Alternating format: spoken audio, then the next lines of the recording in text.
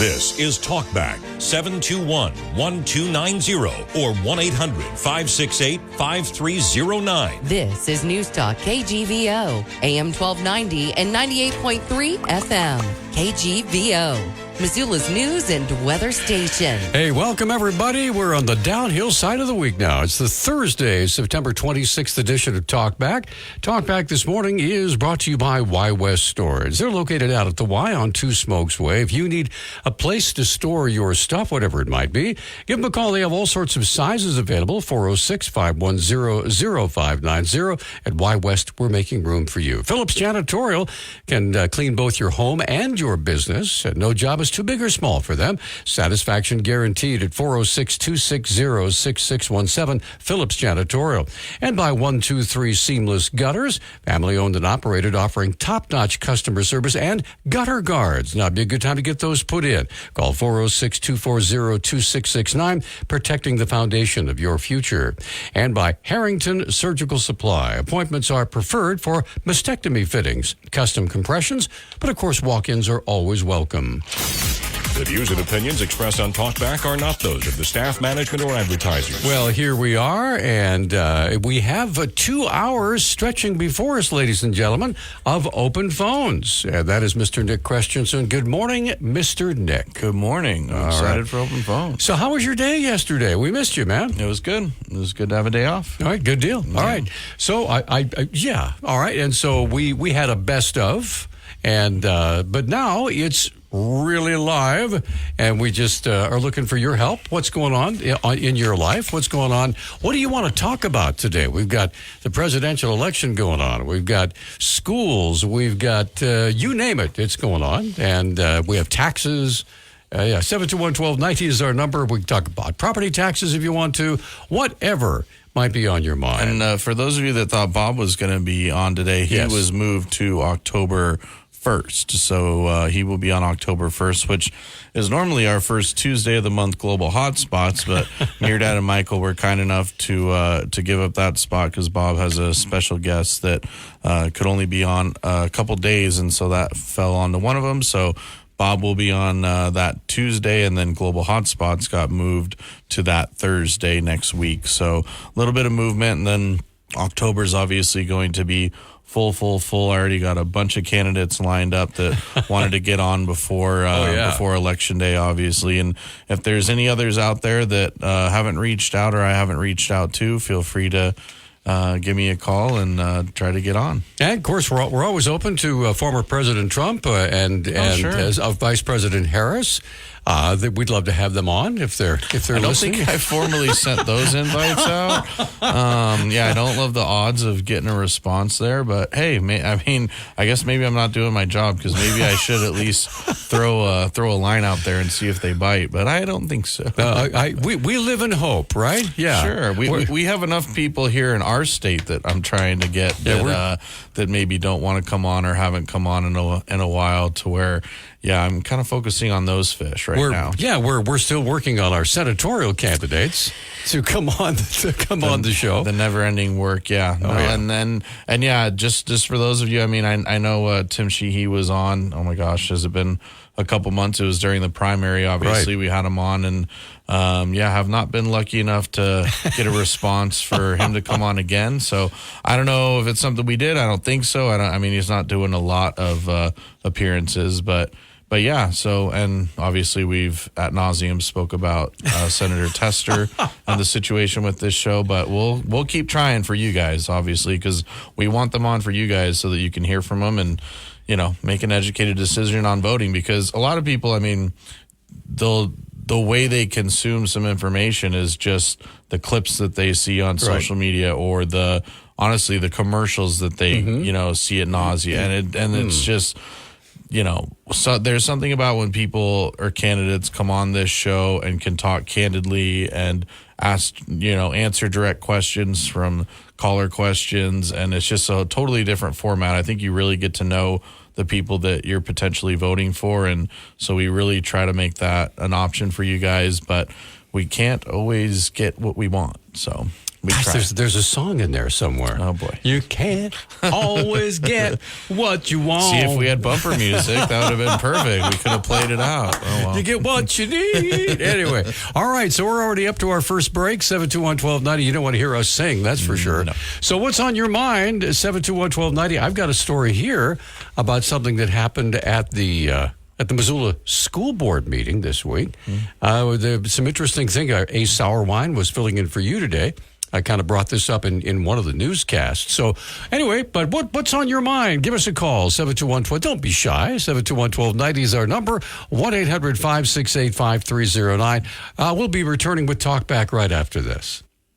Dennis Bragg checking the weather. A lingering chance of some showers through the morning with clouds becoming sunny through Thursday afternoon. Following the passage of that cold front, winds will die down and it will be cooler with highs in the upper 60s. But generally, another nice stretch of weather ahead with sunshine and highs climbing back into the upper 70s Friday.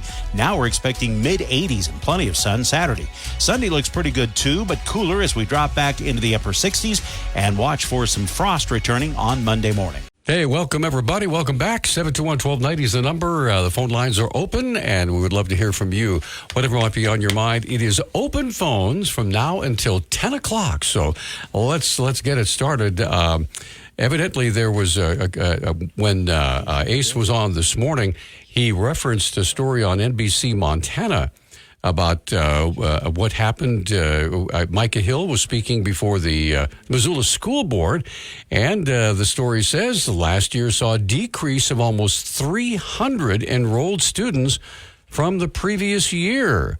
In the previous year, there were 9,673 students. This year, that number fell to 9,384.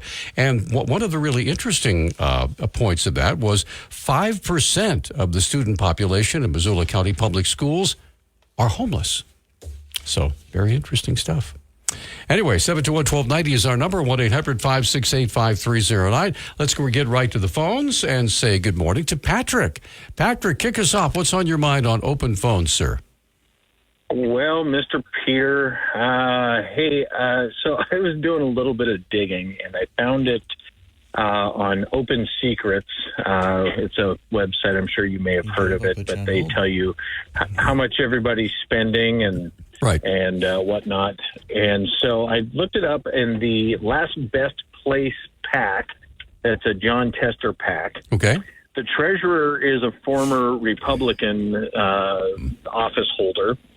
And then the funny thing is that it shows you how much they spend on ads for John Tester and how much they spend against Republicans, which would be Tim Sheehy in this case. Right. And they spent over $19 million for the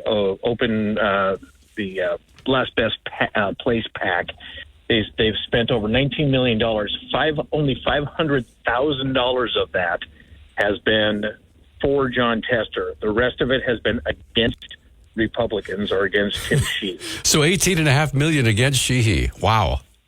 Yes, yeah. And it's like, you knew my mom, and she always used to tell me that if you don't have anything nice to say, probably shouldn't say it at all. But it just struck me. I was like, oh my God, there's a reason why people hate these political ads, and they're just, oh God. I'm so tired of hearing them, so tired of seeing them. But anyway, I just thought I'd share that with you. Well, thank you. It's good to hear your voice, by the way. It's good to talk with you. Hey, another thing where if you don't have anything nice to say, there's an old expression, like at a cocktail party, if you don't have something nice to say, come sit next to me. If you know what I mean. All right. All right. Have a great day. Thank you, Patrick. It's good to hear your voice again. And blessings to you and your family. Absolutely. Okay, let's see. We've got time to take another call. This is Dave. Dave, good morning. You're on Talkback, sir. What's on your mind? Yeah, I see a lot of ads both ways, negative on both sides. You bet. But I'd like to talk about wars that are, the best war is one that's prevented. And China has said that it wants to take Taiwan. That is their goal. They want to go to war and take China or Taiwan. The only thing stopping them is the doubt they may not succeed. So the problem for the United States is that the distances. It's only 100 miles from China to Taiwan, whereas it's thousands of miles for us. And for us to come to Taiwan's rescue, we have to send aircraft carriers, close to Taiwan, and that endangers them. So, we could lose our carriers there, very likely. Well, what we need for us to keep that doubt going is friends in the area, specifically Japan and South Korea. Well, they don't work well together. They have problems from way back when. Historically, yes. Those two societies and civilizations have been a bitter war for most of their existence. But, Biden has succeeded in getting them to somewhat work together. And he's also included Australia and the Philippines, and he's working well with getting them to work together to keep that doubt going with China. And what doesn't help is when Donald Trump was president and he made big friends with North Korea and stopped military exercises in South Korea, and that just doesn't help prevent wars, in my opinion. All right, Dave, thanks for the call. We appreciate it. 721-1290 is our number. 1-800-568-5309. We are just beginning 2 hours of open phones, and looks like Steve is up next. Steve, good morning. You're on Talkback. What's up? Hey, calling with a bit of good news this morning, Peter.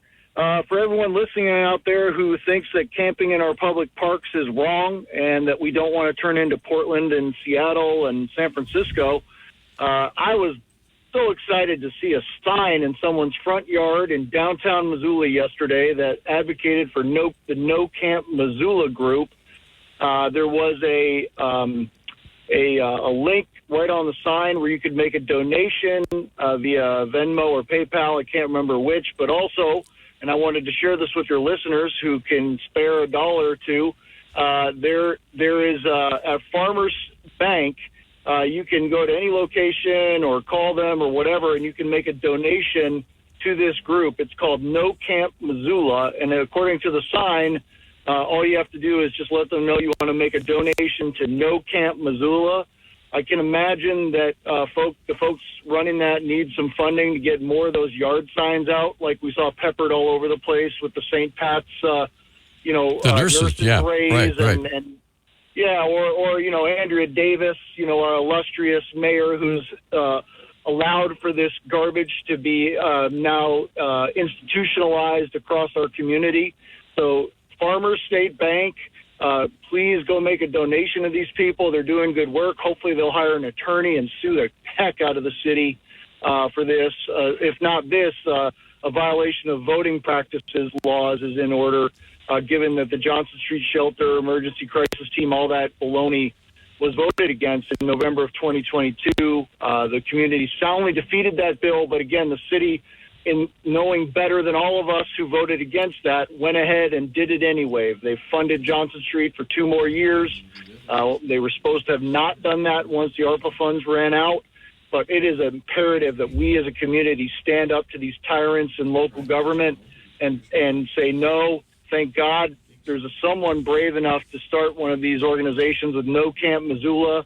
I would urge everyone listening to make $1 donation at a minimum by calling Farmers State Bank and telling them, hey, I want to donate $1. How do I do that?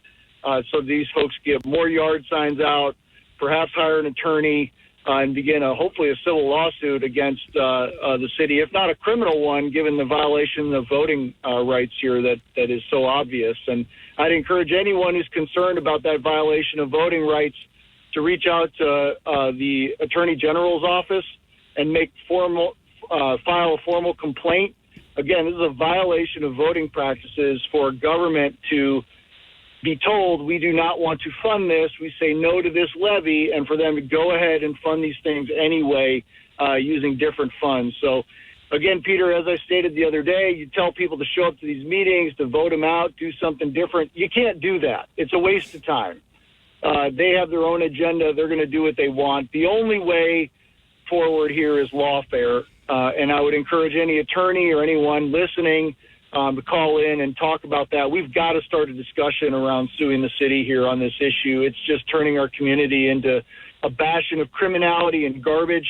It's harming our children. I talked to a woman yesterday, Peter, who lives across the street from the Montana Rail Link Park. Are you familiar with that park? Oh, absolutely. You bet. Right. That park is less than 4 years old. It's beautiful. It was designed for kids. That's and there's a dog. There's a dog park there too. Yeah. Well, and now it's just filled with people doing meth and fentanyl.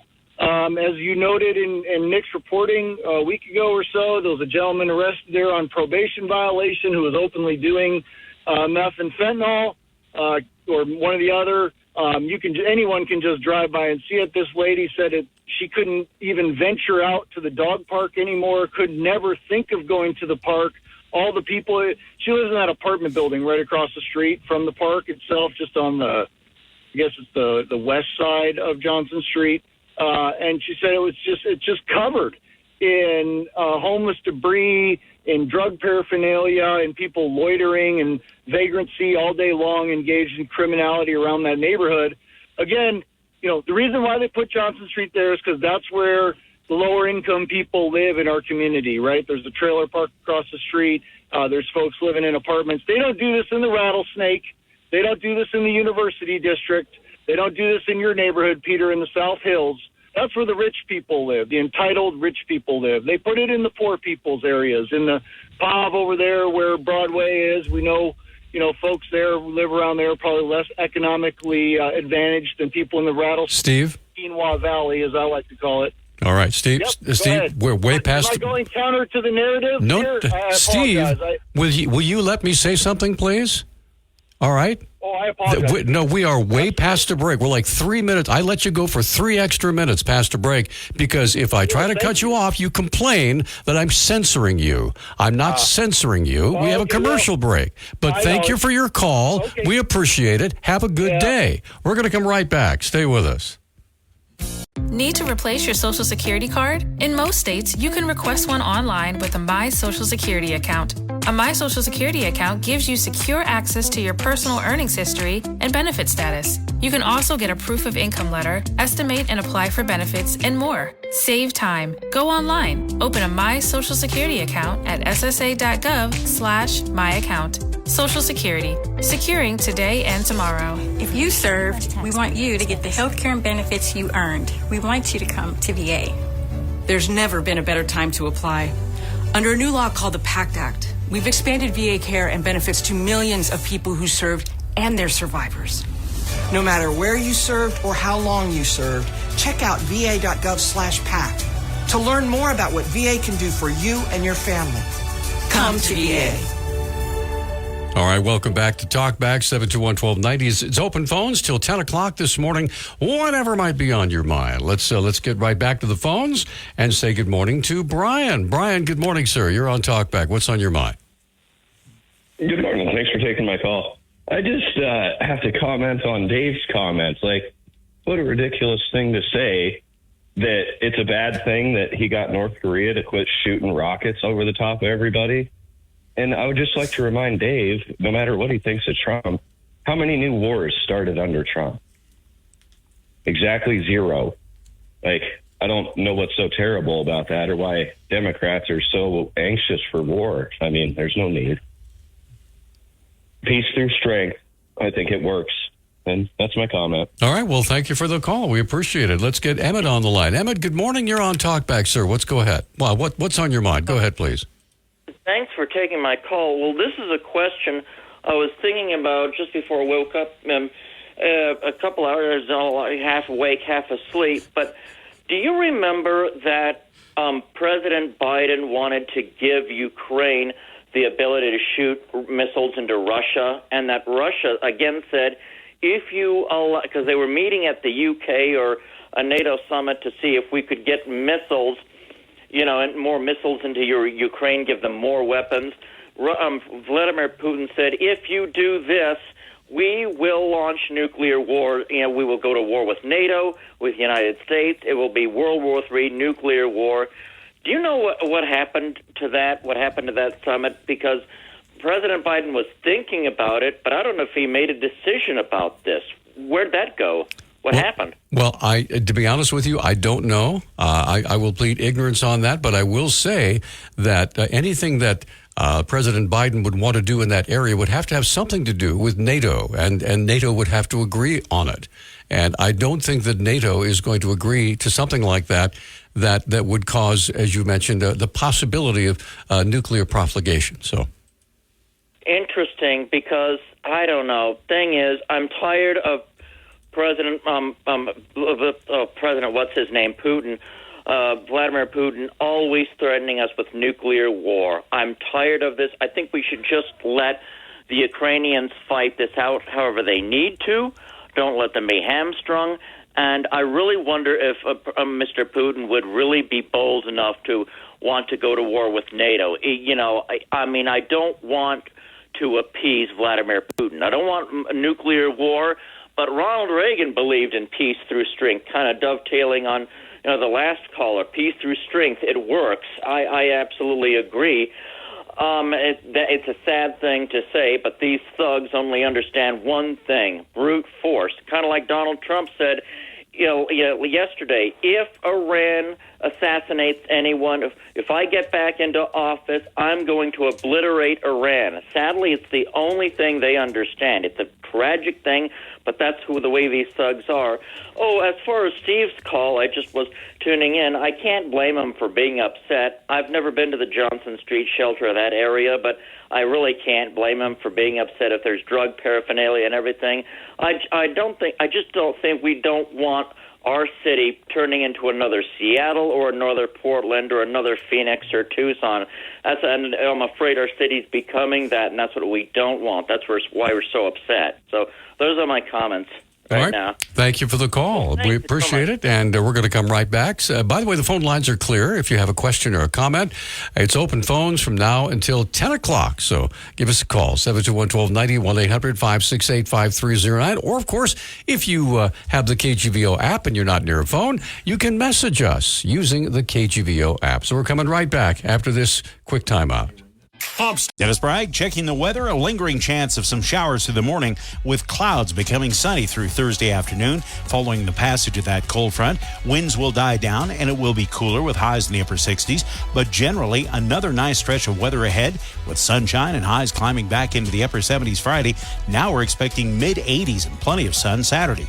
Sunday looks pretty good too, but cooler as we drop back into the upper 60s, and watch for some frost returning on Monday morning. Okay, welcome back to Talk Back. Open phones from now until 10 o'clock this morning. What is on your mind? So give us a call. Mr. Wingnut is waiting to visit with us.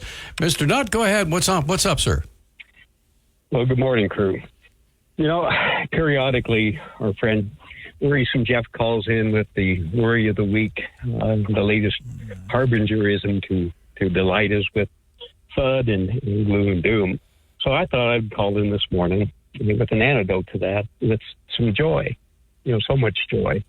And that is, we briefly talked about Kamala Harris's tax policy of taxing unrealized capital gains. But there's another plank that she has that I have not heard discussed, and that is her plank to have $25,000 in help for first-time homeowners. And then there's also some tweak for renters included in that idea.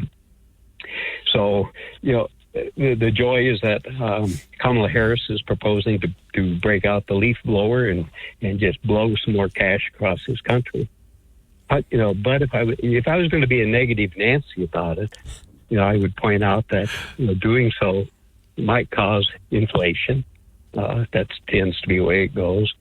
And number two, in effect, what that's going to do is dramatically increase house prices and rental prices. But that would be negativism, and I don't want to go there while I'm spreading joy. And we have an experience from 2007 to 2008. What happens when our government gets involved in housing and the calamity that followed there with Freddie Mac and Fannie Mae? But we're looking at the joy aspect of this, and Lastly, let me say that I heard this morning on the radio that is it Xavier Milei down in Argentina, the Donald Trump of Argentina. He slashed, rent caps on rent, and what that has done is increase the availability of housing by 170 some percent.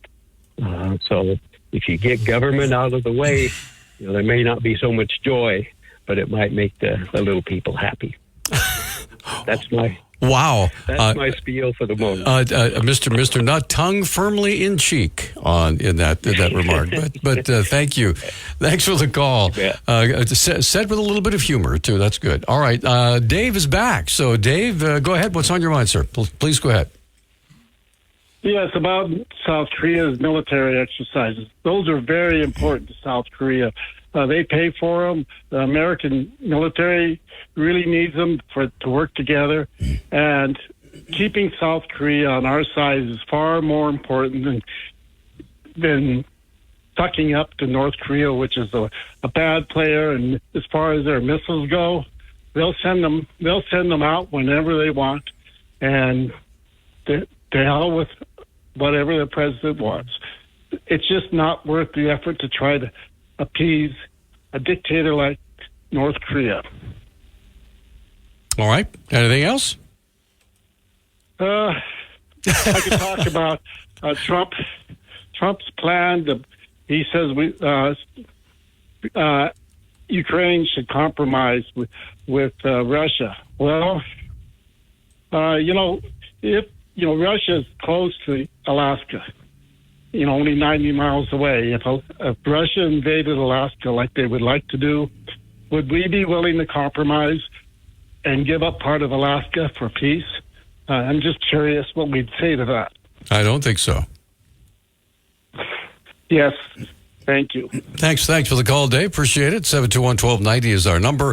1-800-568-5309. What is on your mind this morning? It doesn't have to be about, international matters or even something across the country, right here in River City. What's going on in your neck of the woods? If you'd like to talk about it, that's what we would like to talk about. 721-1290, 1-800-568-5309. Or, of course, you can use the KGVO app. All right, so Mr. Nick.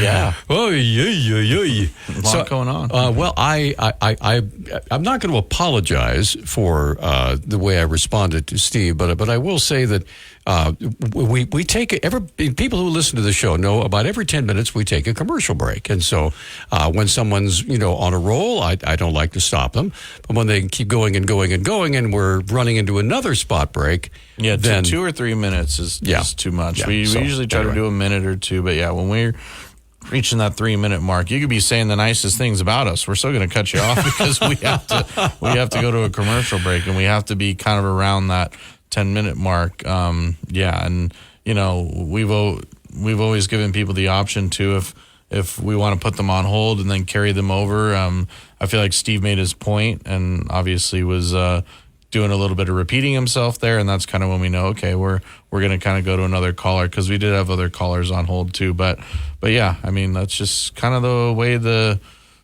cards are dealt sometimes. That's all. Yeah, we do have certain things we have to accomplish on the show, and one of them is getting to our commercial breaks on time. And I know that may sound very commercial, but that's what we are. We're a commercial radio station. Anyway, commercial sheriff. Absolutely. We're going to come right back. 721-1290 is our number. We would love to hear from you. It is open phones, so give us a call. We'll be right back after this. We are back on Talkback. 721-1290 is our number, and it is open phones, and folks are responding. So let's jump right back in here and get Rick on the line. Rick, good morning. It's open phones on Talkback. What's on your mind, sir? Yesterday morning, I was watching a news feed that said we're sending more troops to the Middle East on top of the 40,000 we have. And I'm not opposed to helping Ukraine. I'm not opposed to helping Israel.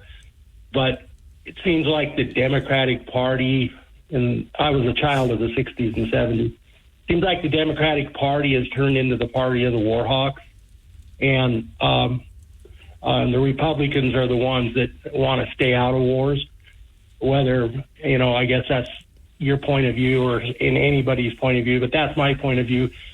I'd like to know, does anybody know how many more troops they're sending in the Middle East? They wouldn't say, the administration wouldn't say how many they were sending.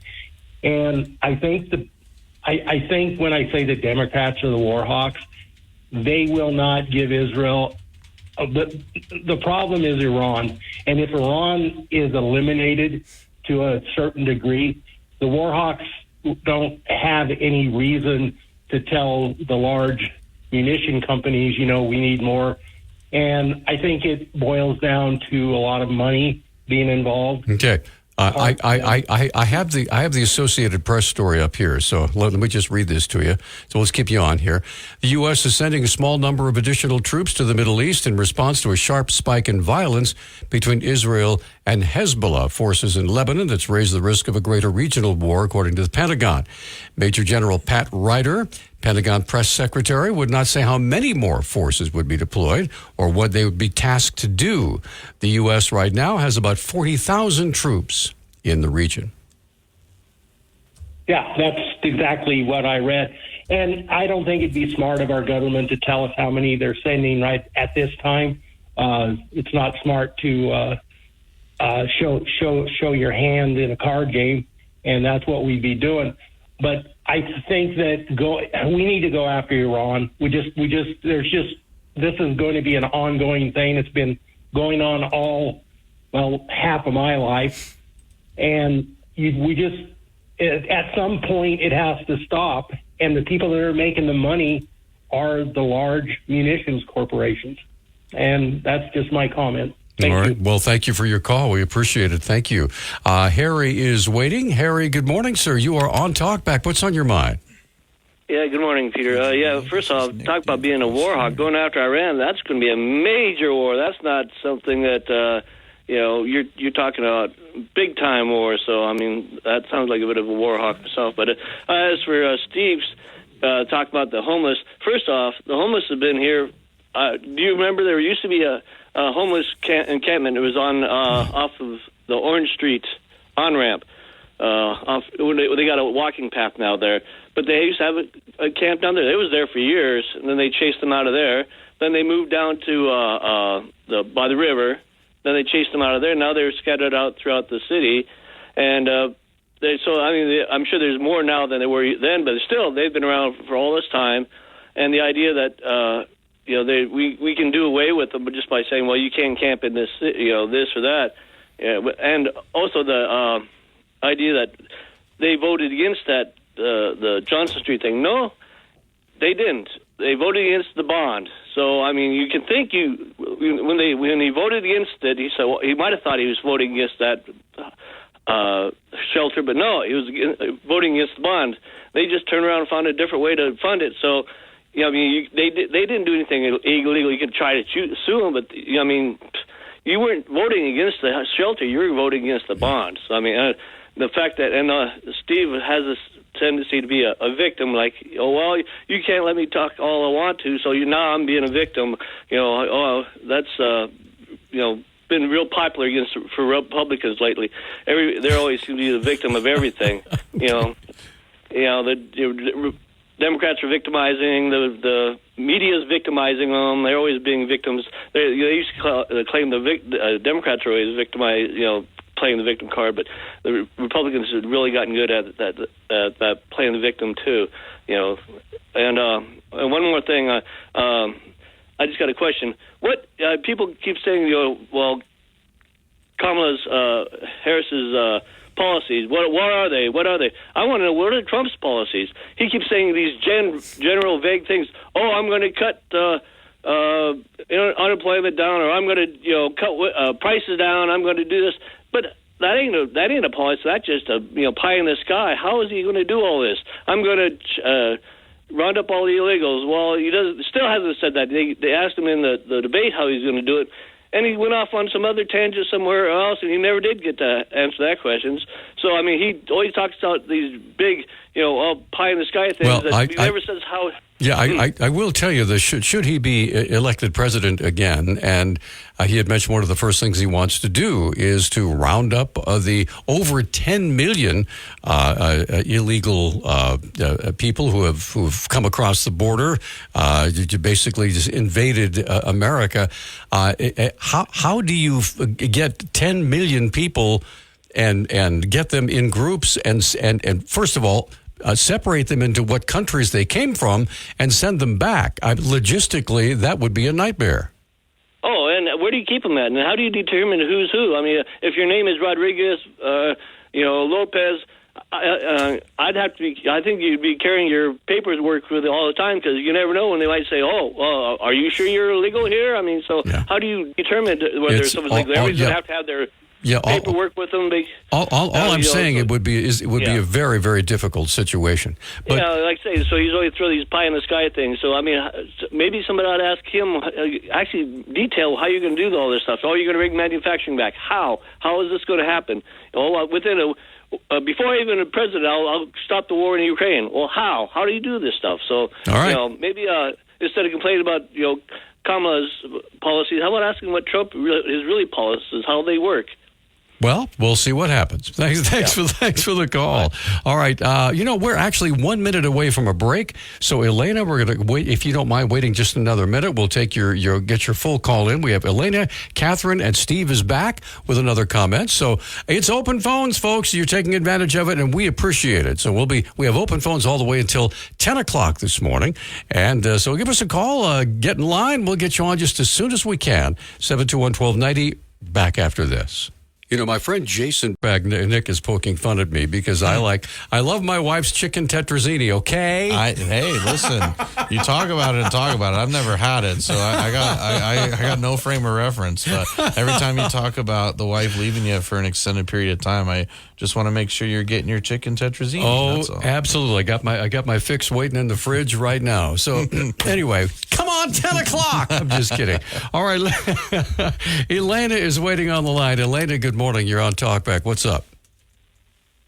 Good morning. Thank you for having me. Yeah, my name's Elena Evans, and I'm running for the Public Service Commission. Wonderful. I'm an independent, so I'm not a Republican or a Democrat, but someone who wants to do the job and is conscious of costs for Montana's family. I'm so glad you called because the one thing that we're all concerned about right now is the price of energy. And I know the Public Service Commission has already granted, rate increases to Northwestern Energy. Now, obviously, you've studied that. Well, what are your thoughts regarding how the Public Service Commission is doing its job right now?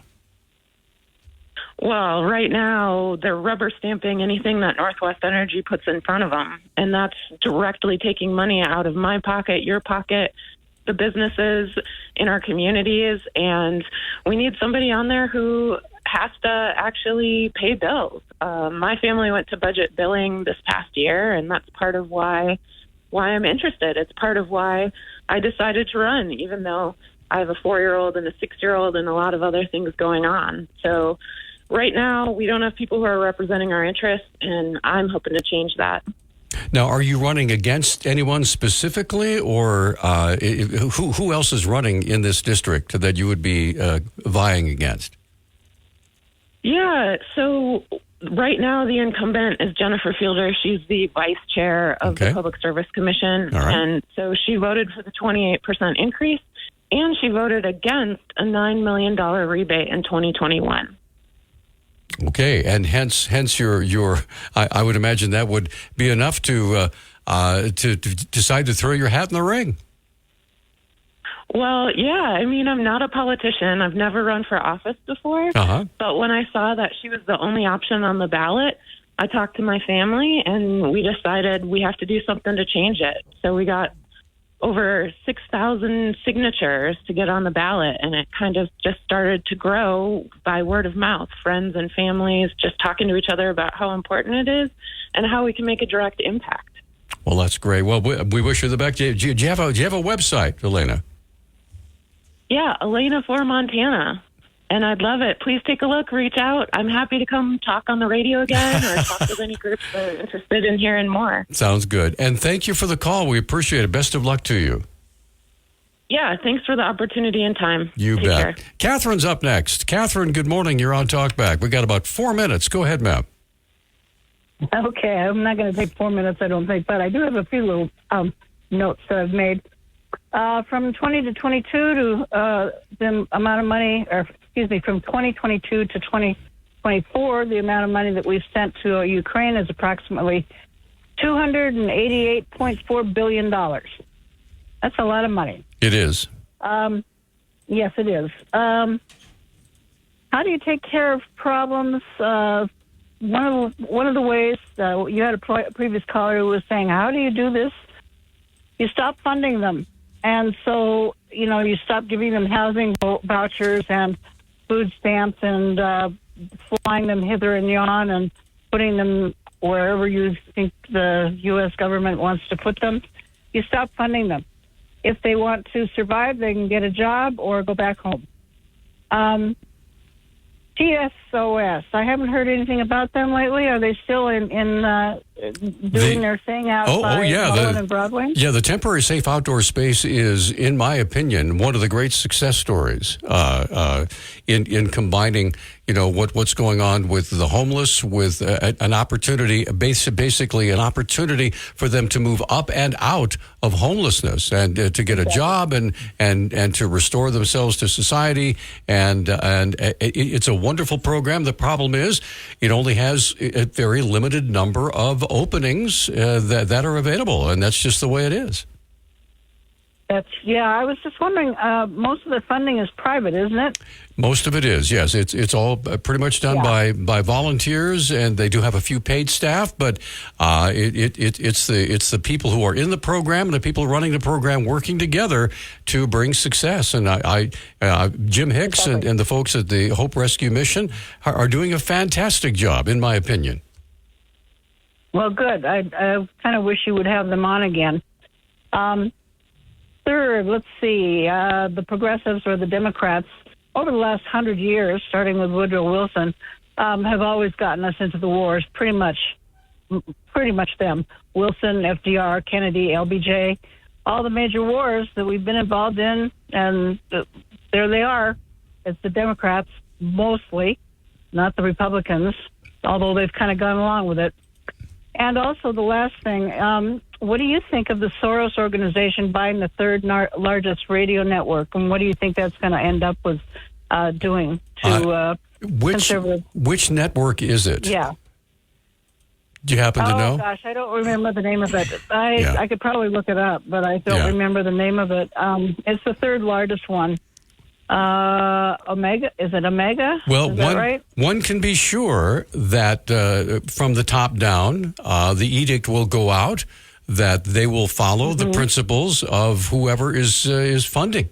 And if it's George Soros, there's no mystery there what he wants to do, and to have a network with I don't know how many hundreds of radio stations or television stations or newspaper outlets or whatever, it will almost immediately flip over to whatever it is that Mr. Soros wants to push, and the people who consume that media will be fed that on a daily, regular basis.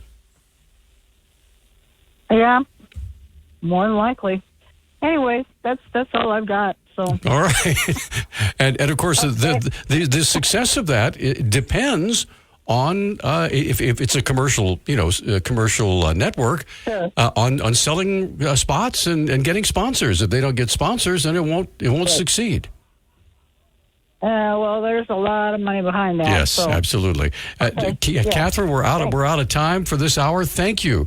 And Jeff, if you don't mind holding, we'll get you on absolutely first in line when we come back from the break. Another hour of open phones coming up. Give us a call, 721-1290. We'll be back after the top. This is Talkback, 721-1290 or 1-800-568-5309. This is Newstalk KGVO, AM 1290 and 98.3 FM. KGVO. Missoula's news and weather station. Hey, good morning once again, everybody. Welcome. It's hour number 2 of Talkback. And Talkback this morning is brought to you by Harrington Surgical Supply.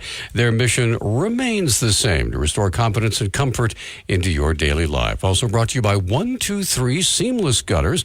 They're family owned and operated, bringing you top-notch customer service and free estimates if you'd like one.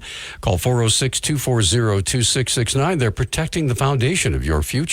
Also brought to you by Y West Storage. They're located out at the Y on Two Smokes Way. For pricing and availability, call 406-510-0590 at Y West, making room for you. And by Phillips Janitorial, residential and commercial cleaning.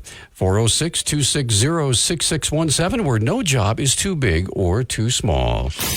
The views and opinions expressed on Talkback are not those of the staff, management, or advertisers. Hey, welcome back, everybody. Good to have you along. That is Mr. Nick Christensen over there. Good morning, Mr. Nick. Good morning. Just as a quick aside before we get back to the phones, real quickly, Odyssey, Catherine just spoke about that. I looked it up. Odyssey, that's AUDACY, by the way, runs radio stations in over 46 U.S. markets.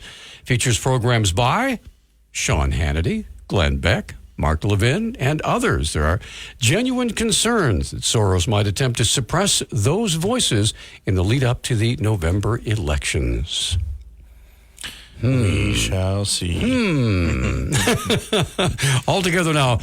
Okay, let's get Jeff on the line. Jeff, thank you for holding through the break, sir. We appreciate it. Thanks for your patience. What's up? Yeah, things that make you go, All right. Two things real quick. I forgot to ask Mark Kane when he was on the other day why he voted against Bill 766, which became the bill that outlawed human trafficking. Because he voted for it in the third reading, but he voted against it in the second reading, which I find very interesting. Why would you vote against a bill that would outlaw or increase penalties for human trafficking in Montana and then change your mind, I guess maybe reading the political winds, and vote for it on the third reading? I wish I'd had a chance to ask him that question. Maybe you can if you actually could get a chance to talk to him. And then second of all, there's a difference between what and how. And Trump, I will agree, candidates typically don't tell you how they're going to do something. But Comrade Kamala won't even tell us what she's going to do. I'm going to bring down inflation. Well, what's the plan? Well, she has a secret weapon. The secret weapon is joy. Right, we're just going to bring joy to the world, and that will make everybody smile, and we'll all hug, and we'll all walk arm in arm, and no one will be nasty to each other, and we'll all be sweet and nice, and everything will be great. Yeah, unicorns and rainbows. But I question. The joy, is that joy the laundry detergent or dishwashing detergent, joy the person, or joy the emotion? I believe it's joy the emotion. I'm hoping it's joy the emotion. Put it that way. Oh, okay. All right. It's just interesting how somebody who was the most unpopular vice president in history, recent history, can all of a sudden be the front runner, and everybody's just enamored with her. And looking at the national polls, she does hold in the big national polls. She holds about a 3% lead over Donald Trump. So, yeah, and how far ahead was Hillary in 2016? I understand, but I'm just stating the facts. That's what it says. So, go ahead, Nick, please. Jeff, do you remember in the debate? I think it was honestly one of the first questions that they asked Kamala and her answer was something to the effect of that she wants to give $6,000 to not first time parents, but parents in that first year of having a child, and then something about $20,000 to first time home buyers to help them be able to get into a home. But then those are the only times I've ever heard either candidate throw out numbers, but then she didn't say how that she was even going to do that. But I mean, I have friends and family and people talking about, they're like, oh, well, I want that, or I want that, help. I'm not a home buyer. I'm not a homeowner myself. I'm a renter. And it's like, oh, the idea of $20,000. But they say these things and then there's no backbone in how they're going to do it. No, and one of my favorites is $75 billion to build electric charging stations in the United States. And 3 years afterwards, they built 8. Sounds good, Cody. Yeah. So, yeah, I know. So things that make you go, Well, I will say this: it will be interesting to find out what the plan is to tax the joy, because the joy may be free, but you got to pay a price for it somewhere. Hey, I never thought of that, Peter. Yeah, the joy tax. The joy tax. There you go. Right. That will pay for everything. We'll just tax joy. Okay, thank you. You bet. Wow. Well, so our problems are solved. Hey, the more joyful you are, the more you're going to pay. So anyway, we're going to come right back. 721-1290 is the number. Susan and Cody are both waiting. Hey, it's open phones until 10 o'clock this morning, so we have several phone lines still open. Get in the queue. We'd love to hear from you. We'll be right back after this. As Missoula. Dennis Bragg checking the weather. A lingering chance of some showers through the morning with clouds becoming sunny through Thursday afternoon. Following the passage of that cold front, winds will die down and it will be cooler with highs in the upper 60s. But generally, another nice stretch of weather ahead with sunshine and highs climbing back into the upper 70s Friday. Now we're expecting mid-80s and plenty of sun Saturday. Sunday looks pretty good too, but cooler as we drop back into the upper 60s and watch for some frost returning on Monday morning. We are back on Talkback. 721-1290 is our number. It's open phones. Nick Christensen over there taking your phone calls. And Susan has been waiting very patiently. Susan, thank you for holding. Go ahead, please.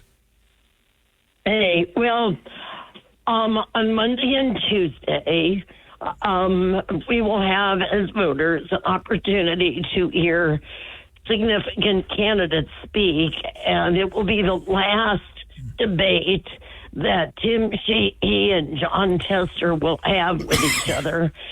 And unfortunately, the option was given for a debate with a live audience, and that option Mr. Tester declined.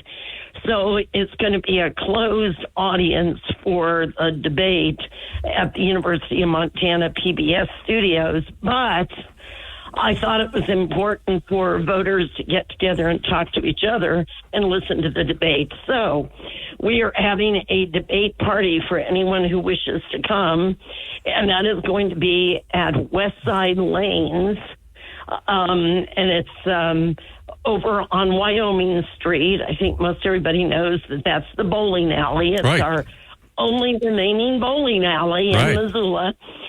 And that's the party actually starts at 6. There isn't any cover charge. And I'm actually paying for the refreshments myself because I believe in free speech, which is what I appreciate about your show. And there will be a cash bar for people that want to have alcohol, but there'll be soft drinks and light refreshments. But the feature is the two of them debating, and that starts at 7. And then the next day will be a live debate on CBS between J.D. Vance and Tim Walz. We pronounce it Waltz. I guess it's like the dance, right? Right. Sort of. W-A-L-Z. Go ahead, yeah. L-Z. I know how to spell it, but I wasn't sure how to pronounce it. Anyway, and that also will be at Westside Lanes. The party starting at 6, and then the debate starts at 7. And if Democrats and Republicans show up, I would just assume that people will be polite, and there will be, and I hope actually during the debate nobody will talk. I hope it'll be an opportunity to listen. Yeah. But it is an opportunity for people to get together, and I would imagine that a lot of the people there will be on the conservative spectrum, but not necessarily. And I hope people will come to Westside Lanes Monday and Tuesday at 6 p.m. to listen to the debates with major candidates. Well, Westside Lanes is a great venue because when the debate's over, you can all get together and go bowling.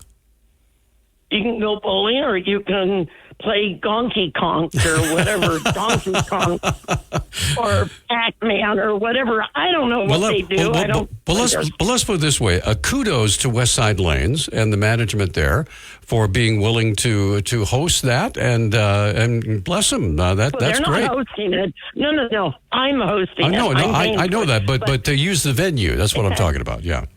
Yeah, well, I think it needs to be said that, they're a business. So yeah, right. Anybody who wishes to have an event there they have a very nice meeting room, and they actually are a fabulous group of people that are extremely gracious, and anybody who wants to have that meeting room can have a meeting room there. Great. In fact, I go there frequently for the Exchange Club, but it's just and I think there are other groups too. I think the Kiwanis meets there. I think. All right. I'm not sure. Well, Susan, thanks for letting us know. So there's events both Monday and Tuesday nights of next week. At 6 p.m. and it will be to listen to. On Monday, it is Tim Sheehy versus John Tester. And that will be live, coming from the University of Montana PBS studios. And then on Tuesday will be J.D. Vance versus Tim Walz, and that will be both broadcast live into Westside Lanes. Sounds good. Susan, thank you so much. We appreciate you sharing that with us. We appreciate it, ma'am. Okay. Toodaloo. Take Bye. care. Thank you. And thanks for your being willing to do so much to make that happen. All right, Cody is up next. Cody, good morning. You're on Talkback. What's on your mind, sir? Please go ahead. Good morning, gentlemen. Hey, I just want to say, first of all, I feel a little bit disappointed. You got half of her campaign. She's running on joy, yes. You forgot the other half was Venn diagrams. I feel a little bit disappointed that you got to make sure you get all all of her campaign running. So half of it's joy, the other half's Venn diagrams. So got to at least give her credit where credit is due, don't we? I feel this is a fascinating election to make. I've said before, I kind of given up on the Democrat and the Republican Party. This is one of the most fascinating things because just watching it from the outside, I can see where I'm trying to figure out how to articulate what it is that I'm thinking. You have the Republicans that will vote for Trump, obviously, but you have what, like you said, 3 points lead over Trump. You have that many people that will vote on they don't even know what. They know that she's not Trump. They hate Trump, and they are loyal to the parties, and that's it. That's everything that we know about her. And to me, that is a fascinating indicator on the health of the country and what people believe in, because if you have that many people that don't even know what they're voting for, they don't even know what the federal government or the job of the president is supposed to do, it's very bleak. To me, it's a very bleak outlook on the health of the nation. Well, I've been doing this for a long time. I've been in radio for many years and been following politics as far as my news career as well. And the one thing I've noticed, without being disparaging of either party, is the Democrats have an amazing ability to stick together, to have a single voice, in other words, it's not fragmented in all these different, segments or whatever. While Republicans tend to be a little bit more independent, they resist sometimes being herded, if you will, herded into one group, the GOP, the Grand Old Party, whatever it might be. And I think in some ways that gives the Democrats an advantage because they know that they're going to be looking out for each other. Does that make any sense? Yeah. Can I? Would you be willing to hear my input on that, or my opinion on why that's the case? Well, I'll tell you what. The Republican Party? Yeah, go ahead, real quick, and then we'll take a break. I'll wait for your break if you'd like. You go ahead. Go ahead, Cody.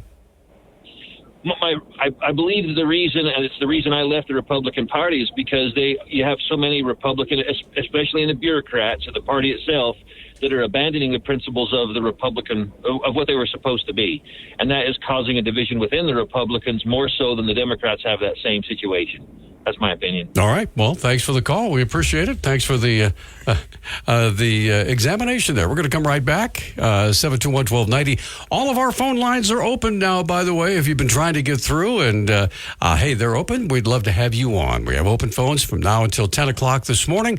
What is on your mind? We're going to come right back after this. Hey, we are back. This is Talkback. 721-1290 is our number. It is open phones. Whatever might be on your mind between now and 10 o'clock, we're going to try to fill up the phone lines as quickly as we can. I believe we have, Nick's on the phone right now. So as soon as we get that straightened out, we'll get Skip on the line. Go ahead.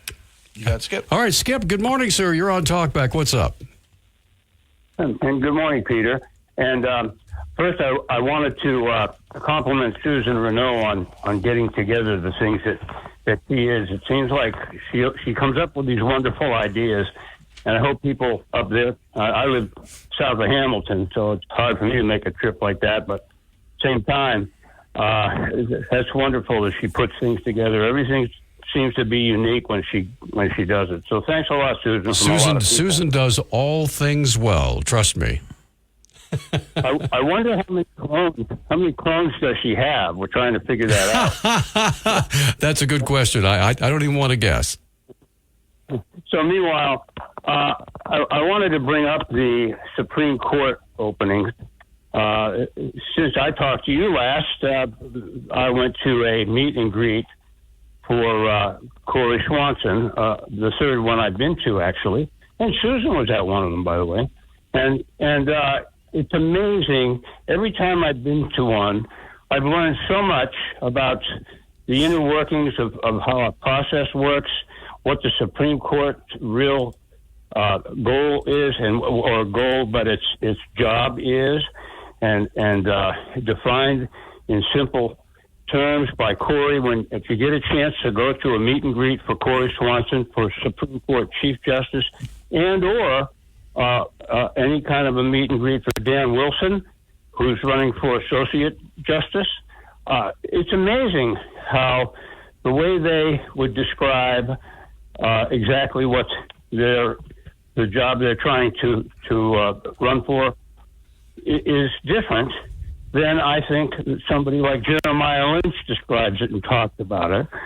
And in fact, there's a PBS program called Impact that I watched on purpose to see how they compared Jeremiah Lynch to Corey Swanson as an example. And it was amazing to me. They made Jeremiah Lynch look like this statesman, and he has this attitude. I watched it. I watched him talk, and then I watched on a news clip Jeremiah be very just tough and kind of. I'm not sure how to describe it, but it didn't seem like the kind of a personality, demeanor, or delivery that I want to see in a judge, whether it be a JP or a district judge, or especially a Supreme Court justice. And it made me mad that he can have that kind of an attitude. Meanwhile, I just think that people need to learn a little more in depth about these men that are and the woman that's running for Supreme Court justice. And I can tell you that the ACLU has thrown a lot of money at those liberal candidates, which would be Jeremiah and the woman that's running against Wilson. And it's pretty amazing. I think that you owe it to yourself to go and learn more about what really happens in the state of Montana. Somebody that came up in our conversation at the meet and greet was Rob Nadelson. Roy was a student of his at the University of Montana. And there's a lot of things that you hear Rob Nadelson talk about They're so sensible, and you can see that in a candidate like Corey if you get a chance to listen to him. Now, maybe you could pull this up, Peter. There is a debate that's going to happen in Great Falls between Corey Swanson and Jeremiah Lynch for Supreme Court Justice. I do believe it will be televised and then taped and then for a future cast, like the same evening. Maybe you could pull that up and tell people when they could watch it. I don't know. But I promise you, you will see the bully versus the consummate justice when you watch that debate. So I just wanted to let people realize it's important to learn a little more in depth about what we're about to be in for. You can feel it when you see the two of them in contrast. So thanks for letting me vent, and I hope you have a nice day. All right, thank you for the call. We appreciate it. Just looking up here, it says Nonstop Local says the 4 candidates for Montana Supreme Court will appear Thursday night at Montana State University at a Gallatin County Bar Association forum. Chief Justice candidates Jeremiah Lynch and Corey Swanson, plus and Associate Justice candidates Catherine Bidigare and Dan Wilson. Thank you, Bidigare and Dan Wilson will make their cases at 6:30 p.m. in Gaines Hall. So there you go. That's what he was referencing. And with that, we're up against a break. Brad, Ross, and Emmett are waiting to visit with us. It's open phones till 10 o'clock. So we have several other phone lines open. You can get in the queue. We'd love to hear from you, whatever might be on your mind. And you're making it a great show because of your comments. We'll be right back after this. Welcome back to Talk Back. We are rocking right along on open phones. Let's get right to the phones and say good morning to Brad. Brad, good morning, sir. Thank you so much for holding. What's on your mind? Well, good morning, Peter. You last week, I think, or maybe earlier this week, had some Democrats on that were talking about how to reduce the tax impact on citizens of Missoula and the state of Montana. Mark Thane and Jonathan Carlin. Yeah, go ahead. Correct. In my experience listening to them, what they've talked about, as well as virtually every other Democrat, is shifting taxes. They're talking about, well, we're going to tax big utilities. They're talking about we're going to tax, manufacturers. We're going to tax grocery stores. We're going to tax businesses and anyone who knows business. And I'm not, that as well adept at speaking to it as others may be, but businesses don't pay those taxes when they're increased on them or those fees when they're increased. They pass them along to consumers. And I think a lot of people don't realize that, but need to stop and think about that. If there's an increase at the gas station, there's a tax on the suppliers of gasoline, they're going to pass that along to consumers. If there's an increase in your electricity bill, to the electricity company, to whether it's MDU or Northwestern Energy, that's going to be passed on to consumers, not paid out of the pockets of those companies. And what happens is, for governments like Missoula City, Missoula County, they never look at what their priorities are. They simply say, we need X amount more. You've got the county raising the budget by 3%, the city by 16%, on top of the property tax increases that people have already felt. And I'm not sure at what point it's going to become painful enough for individuals to say, we've had enough, no more of that, because the Frontier Institute did an assessment of Missoula City and Missoula County budgets, and they were tens of millions of dollars higher than they should have been because of population and inflation rates. So we've got out of control spending, and they're not going to stop raising the rates on the property owners in Missoula at any point. They're going to say, here's what our budget needs are, here's how many mills we're going to ask for. So I think it's important to realize that when Democrats talk about we have a plan to reduce taxes, they're talking about shifting that tax from the direct payer to another party, but the direct payer then becomes the indirect payer of that, and it's still going to flow to them. So when we hear property tax reductions by a Democrat or any kind of tax reduction that they're proposing, it's important to ask the question, number one, who's going to pay that tax? And then number two, where's that additional revenue going to come from? And three, what are entities like cities, counties, and states going to look at what their required constitutional duties are for making payments. Because if you look at what the county's responsibilities are, it's really police and fire, education, and infrastructure. Those are the three primary things that they're to take care of. The lands that they own, that's another whole nother discussion, but those are the three primary things that they need to take care of. And until they begin to prioritize those in their budgets, we're going to see the out of control spending continue. So please, Missoulians, realize that if somebody talks about reducing your taxes and shifting them to somebody else, you'll wind up paying them in the end. Thanks very much. Brad, thanks for the call. We appreciate it. From a former legislator. Let's get Ross on the line. Ross, good morning, sir. You are on Talkback. What's on your mind? Good morning, Peter, Christian. That Brad was impressive. Number one. Number two, Susan Renault. I love her. Patriotic person. I played taps many times for her. But the reason I'm calling is Reserve Street traffic. And I think Reserve Street crossing the Clark Fork south of Mullen Road needs lights. And there's a concrete center divider on Reserve Street. But on rainy nights, winter's coming. Right. I'm getting older. I look at that reflection of the headlights and can hardly see where the lane is sometimes on Reserve Street. And I think, why don't we have lights on Reserve Street crossing the Clark Fork? As I notice, Mullen Road and the new developments, they all have new lights at the roundabout. They don't have traffic like 20, 30, 40,000 vehicles per day like Reserve Street does. But who would you talk to, Peter?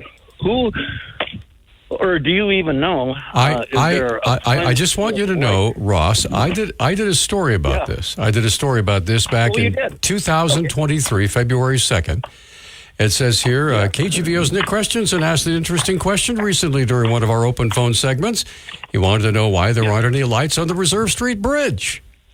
Because, a very good question. Why aren't there? Well, we took up the challenge, reached out to Bob Vosen, who's the Montana-Missoula District Supervisor with the Department of Transportation, referred us to Megan Redmond, a public relations specialist, and she spoke to me. She began by saying that when the bridge was first constructed, there were very few businesses, if you remember, out on the north side of the river, so the Reserve Street Bridge was considered to be what is referred to as a rural bridge. Let's see.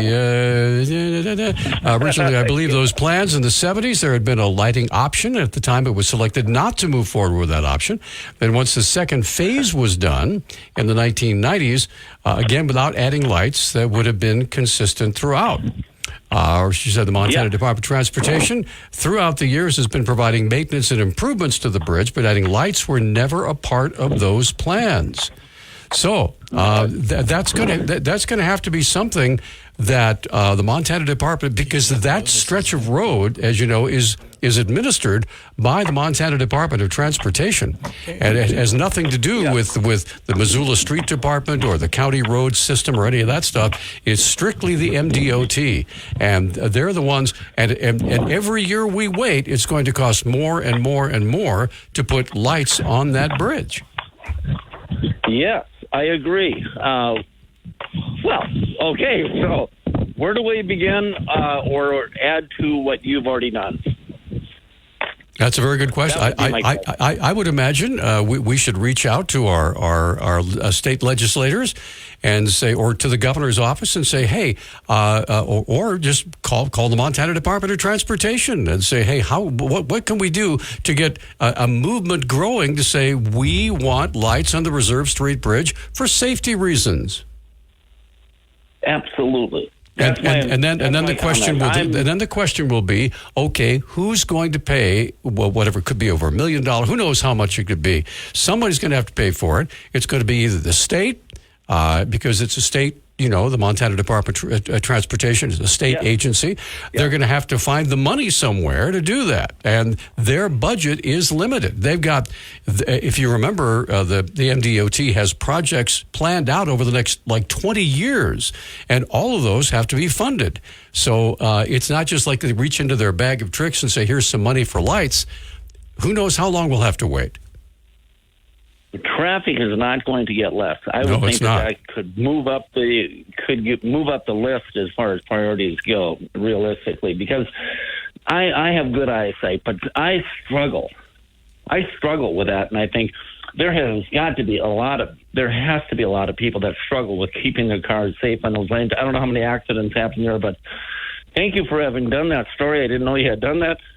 Yeah, if you just go to the website, type in Reserve Street Bridge lights, and the article will come up. Perfect. Peter, you're the best. Thank you. Well, thanks for lobbing me that softball. I appreciate it, Ross. We're going to come right back. Stay with us. We have Emmett and Brian all waiting to visit with us. We're going to come right back. Phone lines are open, whatever might be on your mind this morning. It's open phones for another 18 minutes or so. So please give us a call. Did you receive a call or message that mentioned Social Security and demanded immediate action? Did the caller know your Social Security number or other personal information and tell you that your Social Security number had been used in connection with the crime? Did you feel worried that your Social Security number might be suspended, your bank account might be frozen or seized, or you could be arrested? That is not the Social Security Administration.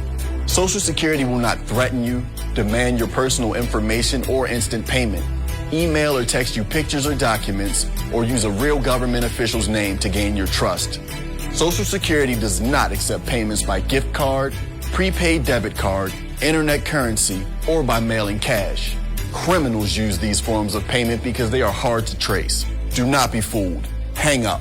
Ignore them. Report this criminal activity to the Social Security Administration Office of the Inspector General at oig.ssa.gov. I'm Ben Affleck, and I want to thank you for joining me and supporting Paralyzed Veterans of America. I joined the Navy to serve my country. While parachuting with my platoon, my parachute didn't open, and I broke my neck. Thanks to PVA, paralyzed veterans are getting specialized medical care and treatments, the jobs they want, and the accessible vehicles and homes they need. I just don't think my family would be as happy as they are without the support that I received from Paralyzed Veterans of America. Learn more at PVA.org.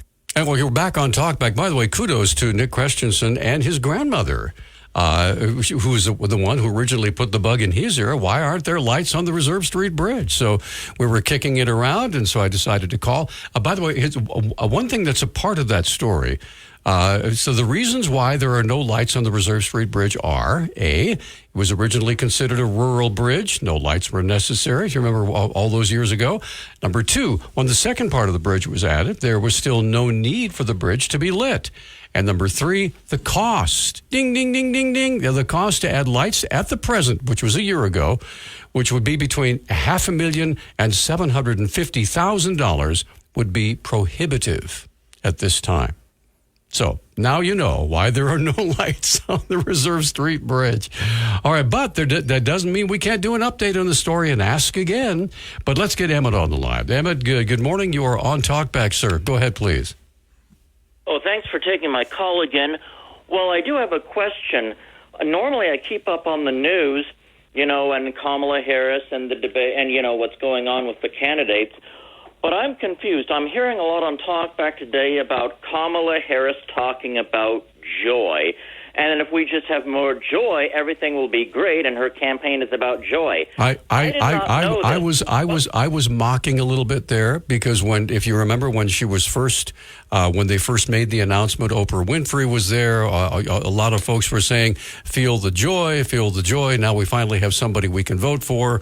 Joe Biden was out of the picture, and so that was a focal point in that particular moment. So I'm not sure if they're running on joy, but I thought it was pretty funny. Oh, okay. I missed it. I'm kind of sorry. I'm sorry. I kind of thought that she might have been one of her platforms. No. But that is interesting that they would bring that up, the joy. It sounds like something Kamala would say later, because Obama ran on hope and change. I mean, I believe in feelings, too. I love the Care Bears.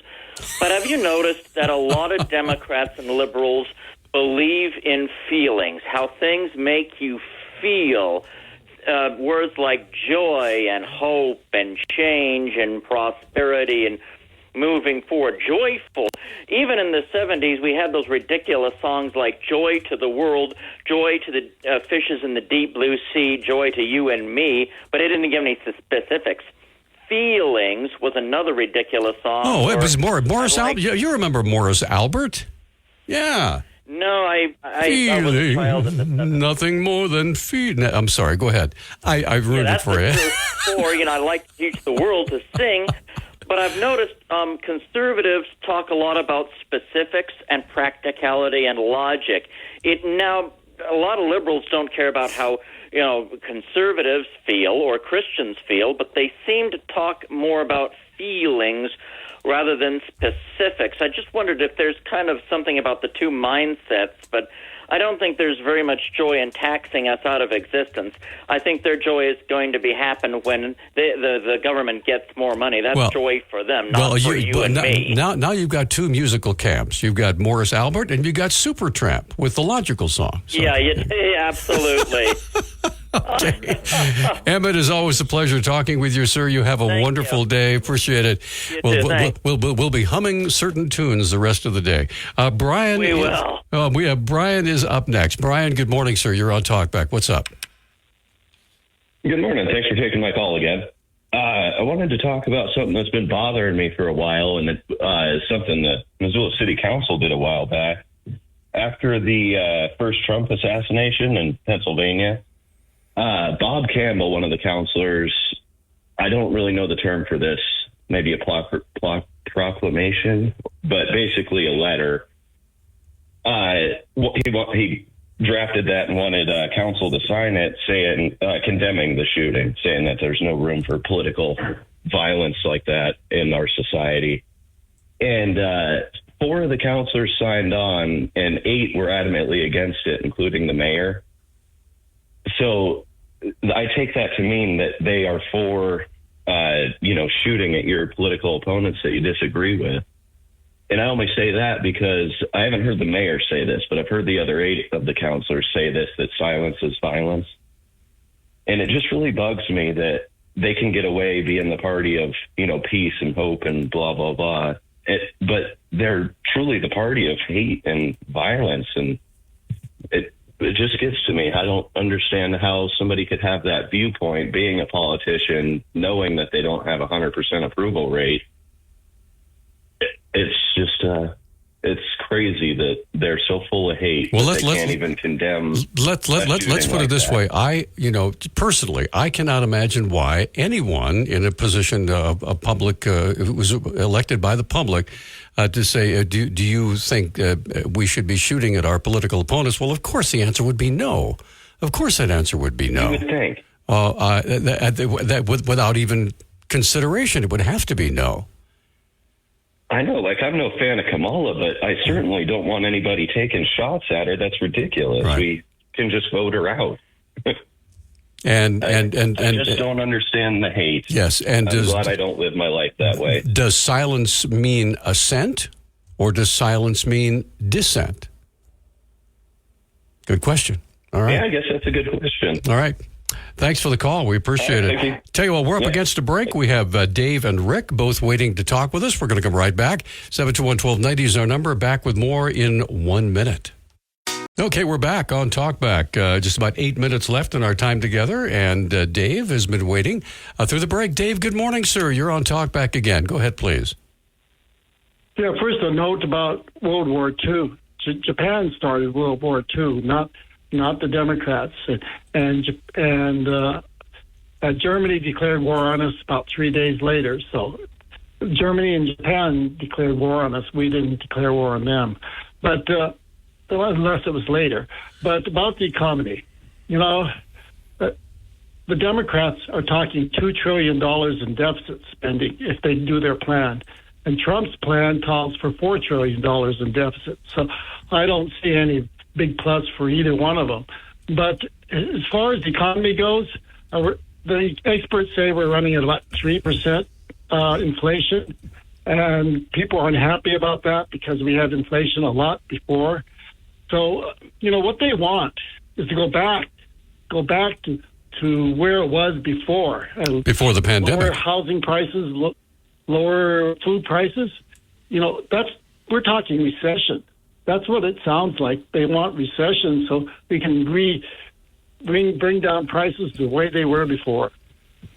If you bring down prices to where they were before, that would definitely So somebody, let's put it this way: somebody's got to pay the price to lower those prices. You know what I mean?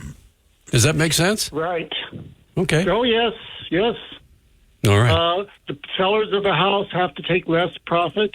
The grocery stores and the workers and everyone involved in the food prices have to take a cut in pay. I mean, we're talking going back is recession. I mean, going forward at 3% should mean that prices go up a lot slower and housing prices kind of steady. I mean, that's the future. But if you want to go backwards, you have to talk recession. All right. Well, Dave, thanks for the call. We appreciate it. 721-1290 is our number, 1-800-568-5309. And so let's get Rick on the line. By the way, several phone lines open, so we still have a few minutes for you to get your comments in. Rick, thank you for holding. Go ahead, sir. This is my second call this morning, and I usually don't call back for a rebuttal, but I have to rebuttal this one call you had. I mentioned about we have to do something about Iran and how Democrats are war hawks anymore. Well, he kind of tongue-in-cheek said, I'm more of a war hawk than any Democrat could be. That's how I took it. My very first voting experience was when Carter was in office. And by the time he was out of office, this country was down. It felt horrible about itself. Then all of a sudden came a Republican. His name was Ronald Reagan. Iran let go of our hostages 4 hours after he was taken his oath. Ronald Reagan brought down the Soviet Union without firing a shot. We can take down Iran without firing a shot. I never indicated we need to blow them to smithereens, so on and so forth. And this bit that the Republicans have always been the war hawks is just wrong. It's just wrong. Reagan negotiated in Iceland with the Soviets, and they knew then that they were done. They knew that their system had failed.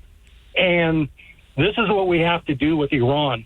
And for your caller that wants to rebuttal, he should learn a little bit about current history. I know a lot about history that I lived through. And I lived through a time when our country was about as low as it is right now, and it was run by a Democrat. It was not run by a Republican. And Reagan slowly brought our pride back. And that's what I'm thinking Trump would do. Is he perfect? Oh, hell no, he's not even close to being perfect. He's not. But, I feel horrible about our country. I feel horrible about the situation, the wars that are raging all over the world. And if you think on Reagan's worst day of finality was better than any of Biden's best days of non-finality. And your caller, he needs to look at history, and history does repeat itself many times. Thank you. All right. Thanks for the call. All right. We still have about 3 minutes left. If you have a call or a question or a comment you'd like to make.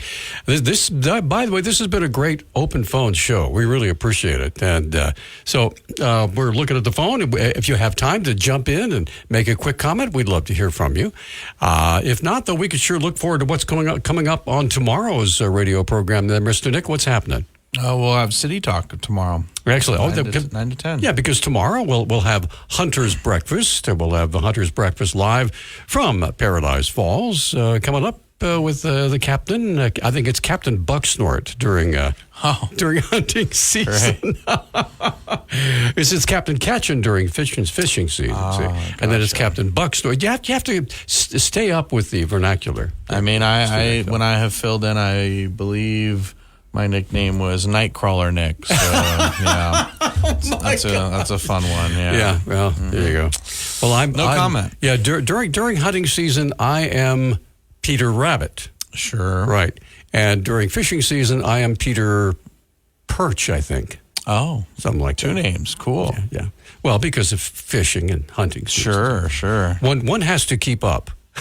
I missed the memo, so there you go. But see, Denny always is the director, so he doesn't change from season to season. Must be nice. Yeah, well, that's because he has that elevated position, see, in the executive with Mark and the gang. By the way, those are all fun programs, and I by the way, I do hope that you will tune in tomorrow. 721-1290 will be our number. Do we know who's going to be on with City Talk? We don't yet. No, okay. I have not received a message from Ginny yet on who we're going to have. So we shall see. Whoever it's going to be, I'm sure that our listeners will want to talk with them. And that's really what the reason we have City Talk and not quite so often County Talk. We'd like to have both of our the City Council. Well, to be fair, the County Talk, that's a little tough because their schedules are way busier and their meetings line up right with when we're on. The county commissioners are going to be on Wednesday the 2nd. I believe that's the first Wednesday of the month, so they're going to be on for a full hour. But yeah, they can only come on about every 2-3 months or so, with how their schedules align. Luckily for us, though, the city could come on twice a month, and they've been. I think Jenny said we've been doing that for over 3 years now. It might even be more. It's like crazy where the time's gone because obviously there was a stretch there where the city did not want to come on our airwaves for a very long time, and now they're one of the staples of this program. Absolutely, and the topic of homelessness was the if you will the match that lit City Talk. And the fact that the mayor and so many others were willing to come on a regular basis to take calls from our listeners, something that had not been done before. And thanks to Nick and all his efforts, and of course all the people involved with the city and the county to make all that happen. And of course you guys make it happen with your participation. So get out there and enjoy this beautiful day. We'll see you tomorrow morning at 9 o'clock.